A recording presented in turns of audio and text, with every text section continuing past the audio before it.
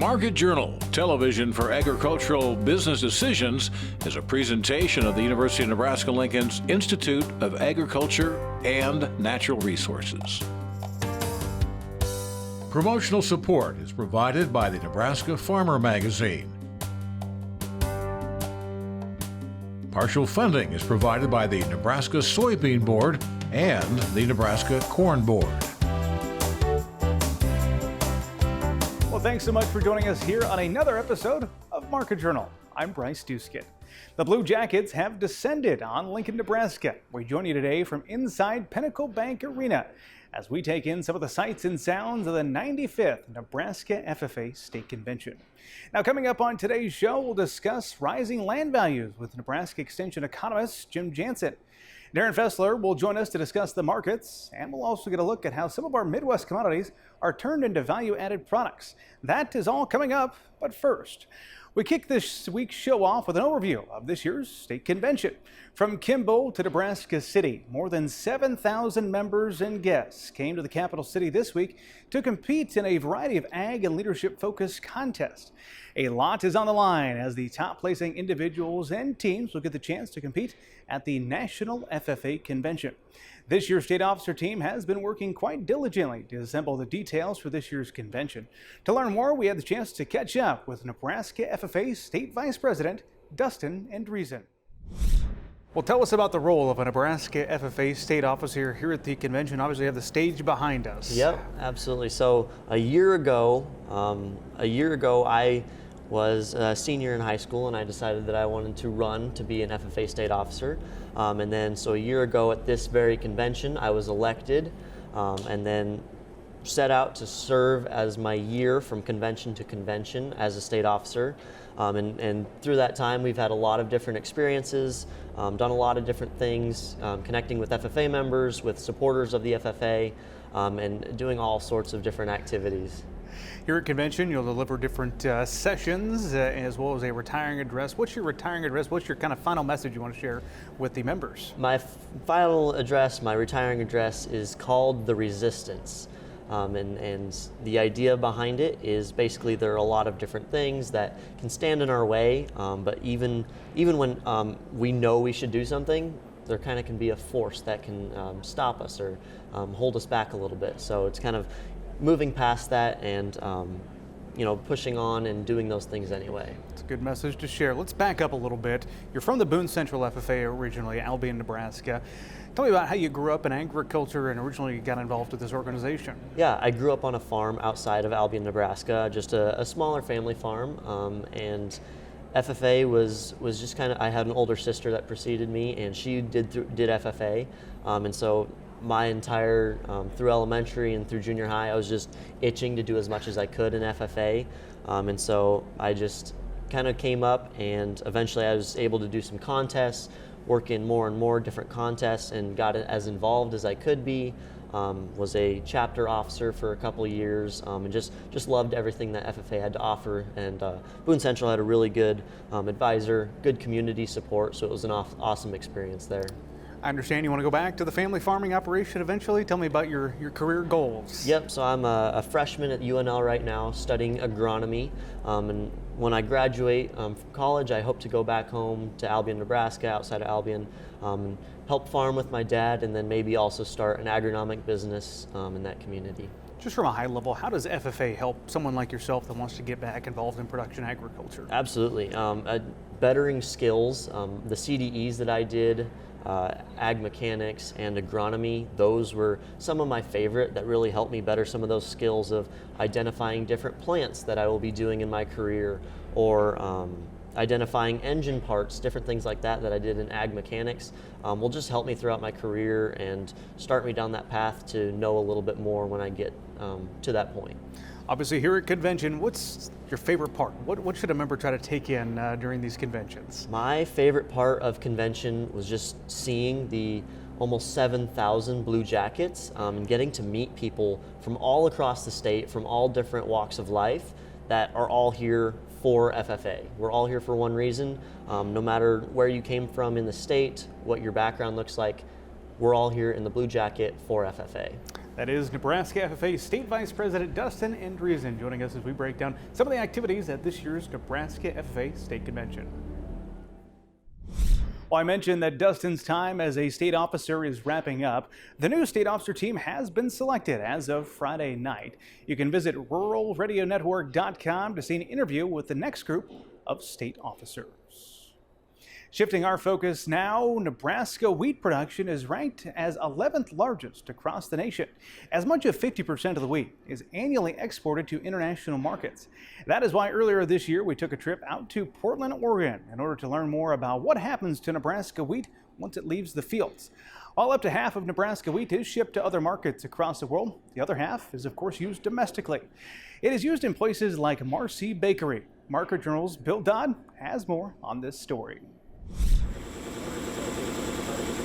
With facilities located in Portland, Oregon and Kent, Washington, Marsee Baking is a family-owned wholesale bakery serving the Pacific Northwest. Established in 1993, Marsee Baking quickly earned a reputation for creating the most premium, high-quality desserts and breads Portland has to offer. Daniel Bess, general manager for Marsee Baking, showed our group around the Portland facility. During our time there, it was easy to see that Daniel and his team share a passion and enthusiasm for the work they do and the products they create here on a daily basis. Well, the bakery is a family-owned bakery. It's been in business for over 20 years. We are in the cake section of the bakery where we make cakes. Try to have the section far away from the oven so we don't have any heat, so we can always stay nice and cool. And that's what we do in that section is mostly cake, pastries, French pastries. And as we go farther away from here, then you have cookies, you have bread, and the oven way at the end of the building over there where we bake everything fresh every day. We make product and we are all working together. We are very happy and we care about what we do all the time. So quality product is important and also how it's made. We want to make sure that everything is done correctly. And of course, to me, hopefully everything we do here is going to end up somewhere and someone, some place somewhere, and that's going to give them a smile when they eat the product. During our time in the Pacific Northwest with the Nebraska Wheat Board, we spent a good deal of time at the Wheat Marketing Center. It was there that our group learned that the quality of wheat set for export is of great importance to our overseas buyers. That feeling is mutual for the good folks here at Marsee Baking. Just glancing around the facility, it became clear very quickly that this family-owned baking business on the West Coast was very reliant on commodities like wheat and sugar beets that are produced by hardworking farming families here in the Midwest. Everything is made fresh every day, and we send some product to some restaurants, some coffee shops, some hospital, catering business, so pretty much you name it, we have product everywhere from here to Eugene. Yeah, I think the people like our product, they like our service as well. And the quality of the product is very simple. We use very basic ingredients, a lot of butter, egg, sugar. Sugar, we use cane sugar and some beet sugars are the two primary sugar that we use here. Mostly beet sugar, that's what we use the most. Flour and pastry flour for other cakes and cookies. Then we need to go into the bread flour. So we have several types of flour. We have whole wheat flour, white flour, rye flour. So depending on the bread we're making, we use different flour all the time. So the quality is there and people recognize that. When it comes to creating these classic culinary confections, this bakery goes through enough flour and sugar in one day to make your head spin. That's one reason Danielle is always so happy when he gets to meet agricultural producers that play an important role in his livelihood. We use on a weekly basis close to 8 pallets.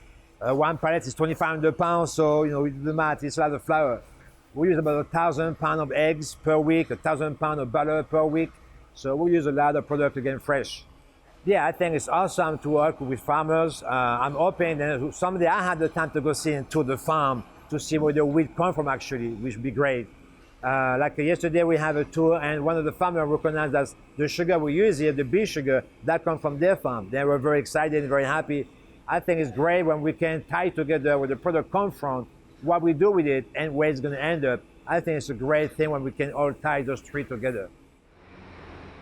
After 2 decades in business, Marsee Baking continues to focus on their core goals, providing the best baked goods in the Pacific Northwest with exceptional customer service. Through teamwork and steady leadership, this baking company is poised to keep turning out high-quality, value-added products from high-quality Midwest commodities for decades to come. Reporting for Market Journal, I'm Bill Dodd. Thanks to Bill for that story. If you are planning on headed out to the Portland area, here's our personal suggestion to find some of those delicious pastries. Good stuff right there. If you'd like to learn more about Marsee Baking Company, we've added an informative link along with this story. You can find that on the Market Journal website. Well, let's now turn our attention over to the grain markets. This week we caught up with one of our regular market analysts. Darin Fessler is with Lakefront Futures and Options. We had the chance to sit down with him here at the FFA convention on Wednesday afternoon. Let's talk about these markets. Let's take the old crop first. What do you see in there, corn and soybeans? Yeah, old crop, we've had a really nice push up, into this report. And I think that given the push on basis in a lot of locations, given the market rally, I mean, we're up roughly 50 cents off the low. You've had really good spread action between the May and the July. At this point, I think you need to reward it. I've always been in the type that I never like to see big run-ups ahead of a report. Same thing I don't like to see big down drops. It's too big a report not to, I think, to reward this market at this point, given maybe some of the weaker year-over-year exports we've seen, even though exports have turned around here recently and a lot of good sales to China. We're just continuing to play that catch-up. So I'm just telling guys here is reward this old crop. I'm not saying we can't move higher. It's just ahead of this report, you got to keep moving it higher, and I think just reward this market and look for your ownership strategies maybe on the July or September contracts. We'll talk report here in a moment, but anything different the way you feel about corn and soybeans for new crop? New crop beans I'm a little bit concerned about. And the thing with the bean market, though, is if we don't get these acres, then I think it's a whole nother ball game if we run into weather. Tight stocks-use ratio across the board. And so if we get this market back up towards that 1380 to 14, it's an absolute must area to do something, be proactive with the marketing. And same thing with December. I think we had this big push lower here. I think it was more of a wake-up call for most producers than anything. I think there are a lot of unknowns still left to be played out here. $5.80 to $6. If you haven't done anything, that's the area to reward this market. Again, at least think about it. All right, challenging topic for us this week to talk about the report. You and I are recording this ahead of it. Reports will come out on Friday. So let me ask you this: what matters? What are you going to watch after those reports come out? Obviously, this is kind of like the second Super Bowl. The Super Bowl of the first year is that January 12th report we summarized whole of last year. This is the second Super Bowl of the year, that acreage. We're going to get that number. And granted, I think given the tight stocks use, yes, the acreage matter, but I think it's the quarterly grain stocks that are going to matter a little bit more here. We're looking at 15-year lows in the wheat market. We obviously know that there's a lot of dryness in Kansas in that winter wheat country, and then spring wheat, North Dakota, plenty of snow on the ground. So there's that dynamic as well going on in the domestic wheat market. So I'm very, very interested what the USDA believes is going to come to be of that wheat crop, and in general what the acres are, because I don't think a lot of these acres are going to get harvested. I think they're going to get abandoned. You bring up wheat. I want to talk a little about some of the news that came out this week. The Russian grain exclusion of sorts. Some grain merchandisers came out that they're going to be shutting down their grain elevators in Russia. Is that going to have an impact on the domestic wheat prices here?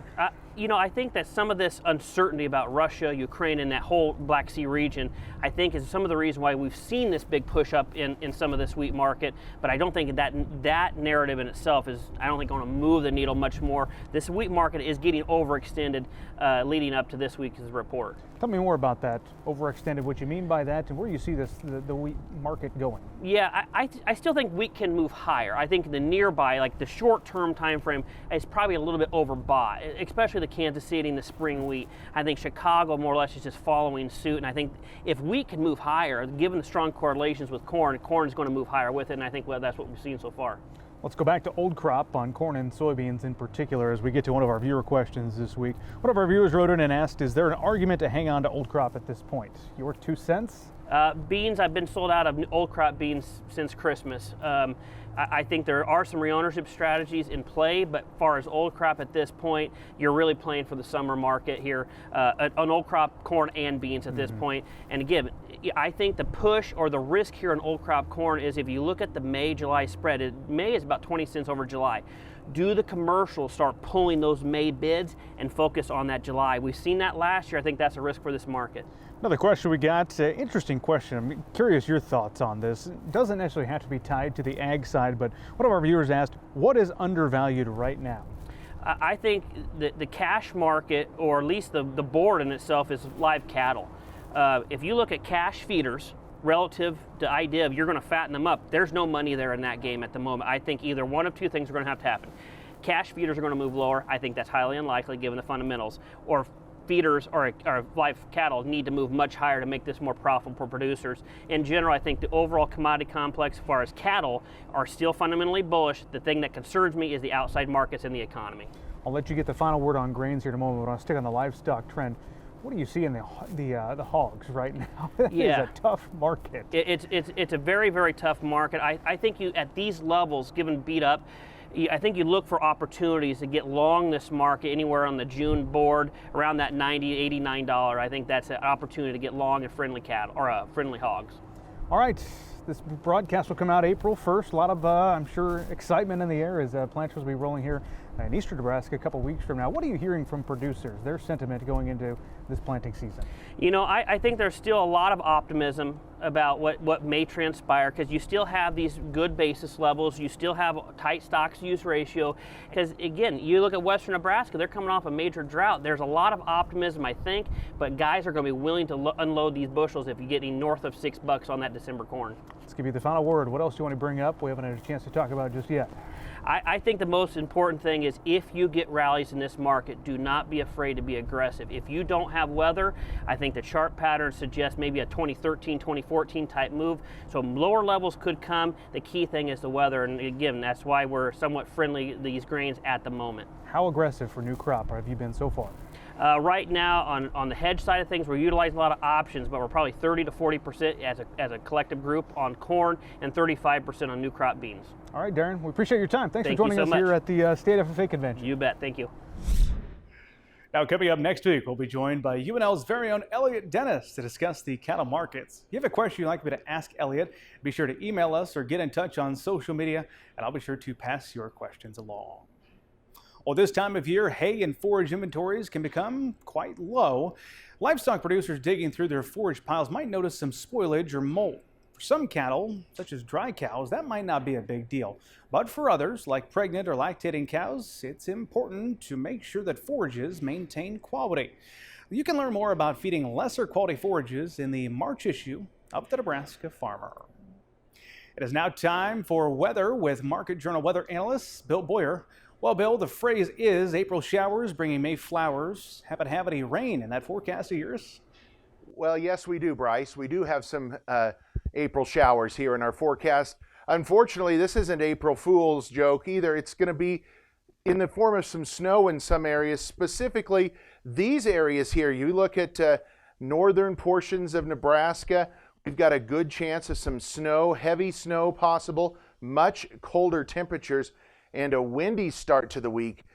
That's for your back to work Monday, Tuesday, and then as we go into the next week, another round of cold temperatures look like they're going to stick around, but it should be a bit drier the following week as we get closer to Easter. And we do need the moisture still. Areas here remain in exceptional drought. Not a lot of change to our latest drought monitor. As you could see, we're shrinking, but still quite a few areas that we're concerned about. We've got a lot to talk about in the forecast. This is that storm system that produced all the severe weather yesterday in this portion. It's moved off to the east, and we're left in between systems here through the weekend. Now, as we go into late Monday, you'll notice what starts to happen. By Monday morning, we start to see some showers form. Watch this area of northwest Nebraska turn over to snow by Monday night into Tuesday. This is some heavy snow that's going to work its way across the area. It's going to stay rain in far eastern Nebraska and then taper off. A lot of dynamics with this storm system. We're going to have to keep a close eye on it, check back with your forecast, but I'll show you some of the potentials with that, and then some wraparound moisture possible Thursday, bringing more snow out to the western half of the state. All said and done, it is going to be a colder week. Take a look at, as we go Friday here, a week from today, or yesterday, we'll show you where things go. Now today, temperatures are going to be mild across most of the state. Maybe the far northern area is the only exception. Even milder tomorrow. Definitely going to feel like spring 70s possible across portions of the state. Notice what happens Monday. That cold air starts to slide in, and by Tuesday, we could be setting the stage for some severe thunderstorms as well, with very warm temperatures out in front of sharply colder temperatures, and it'll be snow on the back side of this primarily, and that colder air is going to stick around clear through the week in the northwestern half of the state. So almost a tale of two different parts of the state in terms of 2 different seasons. Precip, look at this. Some of this forecast modeling putting out maybe 2 to 3 inches of moisture in western portions of Nebraska, lesser amounts, but still maybe a half an inch or more in the eastern half. And we've got some very impressive snow totals coming out of this. Some of these areas could see over a foot of snow. Of course, it's that time of the year when the snow will melt quickly, but we're going to have to keep a very close eye on that, Bryce. So April showers, yes, they bring some May flowers. Unfortunately, you don't want to plant those flowers yet, as we're still talking about snow in our forecast. All right, thanks for that forecast, Bill. Finally, today, the market value of agricultural land in the state of Nebraska has increased by about 14% over the prior year. That comes out to an average of $3,835 per acre, according to the University of Nebraska Lincoln's 2023 Nebraska Farm Real Estate Market Survey. We were joined earlier this week to discuss that preliminary report with Nebraska Extension Ag Systems economist Jim Jansen. Well, let's talk about real estate values first. Big picture, what are we looking at on this year's report? Yeah, so the University of Nebraska Lincoln annually surveys the land industry professionals that work in banking, appraisal, professional management, and the related areas. With that, we annually survey the current state of land values in addition to cash rents. What our survey found in 2023, the market value of land increased by 14% to about an average overall for the entire state, including all the cropland, grazing land, hayland, to an average of $3,835 an acre. It's about 14% higher than it was a year ago. If you compound the last 2 years of our survey, so the current report plus last year, the market value of land has actually increased somewhere around 30% across the state of Nebraska, which is a very substantial increase that would parallel what we've seen back in 2012 to 13, 14 in that time frame. Extreme drought, crop yields varied quite a bit across the state, and commodity prices rose with a shortfall in production. And obviously there's some different challenges occurring right now, but nonetheless, record-setting commodity prices last time led to very high farm real estate values and some of the things we're seeing currently. I want to ask you more about the factors that influenced this over the past year, coming up here in a second. But first, share some insight on the cash rental rate. What did you see across the state of Nebraska? Perhaps some increases there as well. Yeah, so with respect to our annual farm real estate survey and report, we survey the current state of dry land, cropland, irrigated cropland, including center pivot, as well as gravity or flood irrigated, as well as grassland on a per acre basis, cow-calf pairs, and the final report will also include a rate for stocker calves. What we've seen generally across the state, we've seen cash rental rates steady to trending slightly higher. With that being said, some of the things that were being reported with that came to the effect that commodity prices, livestock prices, grain prices, major things that we raise so that we utilize the land for our state are much higher. That was one of the major driving forces on why we've seen cash rents steady to slightly higher depending on where you're at in our state. Let's talk about those factors. You're mentioning a few of them here, but big picture, what would you say the big factors that influenced the uptick, 14% on real estate values? Yeah, so if you roll the clock back a year ago, at that time we were seeing farmland loans being made around 4.5%, 5%. We get towards the end of 2023, early on in 2020, or excuse me, later on in 22, early on in 2023, interest rates have definitely rose, but the farm real estate market across Nebraska, the asset market, machinery, equipment, whatever the case might be, we've seen a general increase in the interest rates. But early on, there were very competitive terms for financing of agricultural debt. And with those competitive rates, people are very motivated to make purchases. I feel like it's often said that land is a safe place to park some money. I'm sure that's remained true over the past year or so. I'm curious, and perhaps the answer is no. I'll ask it anyways. Do you track the different owners over the past year at all? It's been a hot discussion in the ag industry of some of the players that are buying ag land. Is that something you're able to track in the survey at all? Yeah, so as part of our June report, which includes all the preliminary estimates on land values and cash rents, we'll also have additional information on what you might call the demographics, who's buying, who's selling, what are the terms of financing, things of that nature. The majority of the land purchases made in Nebraska are still active farmers, people in the surrounding area, people from the state that have ties to a certain area. They make up the majority of the purchases. The type of financing, mortgages or cash sales are still the most common. It depends on the year, but contract for deed is not a very common thing to be seen currently in our state. In the past, it maybe had been. And still the majority of the sales are occurring. Obviously, there's been different things in the news with who's buying land, who's selling land, the things that go with it. But in the state of Nebraska, it's still Nebraska residents, Nebraska operators buying the assets make up the majority of the purchases. All right, Jim, 2 questions left for you. The first one is, how can one of our viewers today utilize this information to benefit their farming operation? Some of your thoughts. Yeah, so what we tell people as part of our survey, don't use the numbers directly stated in it. Gain insight. How does land, with respect to land values, but maybe more importantly for those folks that are actual operators, how are the cash rents varying? How does your property stack up against the regional estimates? Do you have an exceptional property? Do you have a property that's maybe sandy? Did you see a sizable cash rent increase in 22? Maybe you won't see quite as much in 23. We put this information out to provide insight on what's happening. If we didn't have this, I don't know what else we'd have that's consecutively done since 1978 across the state of Nebraska. If you're someone in the financial field, a banker, appraiser, someone like that, this is just another source of information to hopefully make good informed decisions as part of the lending or financial process you're involved in. There's a lot of data here in the report. I can only imagine how much time went into creating it. If someone wants to go look at all the numbers, where's the best place to do so? So the Center for Ag Profitability at the University of Nebraska Lincoln, our website is cap.unl.edu/real estate. Another easy way to find it, if you do an online search, do a search for something like University of Nebraska Lincoln or UNL Land Report. It'll bring you to the Farm Real Estate website. On there you can find historic reports, you can find our preliminary estimates, and you'll be able to find our final report when it comes out in June. Thanks to Jim for his time this week. If you'd like to read the full report, we've added a link along with this story. You can find them both on the Market Journal website. Well, that is about all the time we have for this week's show. On a personal note, it was 10 years ago this week when I heard my name called as the 2013-2014 Nebraska FFA State Secretary. I know firsthand the impact that this convention, as well as the Nebraska FFA organization, can have on students. It also takes many hands and volunteer hours to make it all happen, so thank you to all of those that helped out this year. We hope to see you back here on Market Journal next time. Until then, I'm Bryce Duskett, wishing you a safe and productive week. Join Market Journal online at marketjournal.unl.edu. You can also follow us on Twitter, Instagram, and Facebook. Promotional support is provided by the Nebraska Farmer Magazine. Partial funding is provided by the Nebraska Soybean Board and the Nebraska Corn Board.